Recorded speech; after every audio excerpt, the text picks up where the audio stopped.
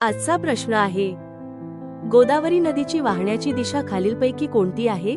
पश्चिमेकडून पूर्वेकडे, उत्तरेकडून दक्षिणेकडे, पूर्वेकडून पश्चिमेकडे, दक्षिणेकडून उत्तरेकडे.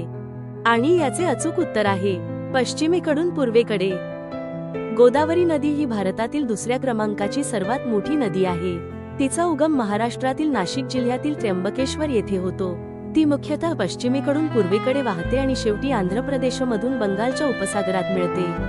ही दिशा म्हणजेच पश्चिमेकडून पूर्वेकडे वाहणारी ही नदी भारताच्या पूर्व किनाऱ्याकडे वाहणाऱ्या प्रमुख नद्यांपैकी एक आहे. लांबी सुमारे 1465 किलोमीटर. उगम त्र्यंबकेश्वर, नाशिक जिल्हा, महाराष्ट्र.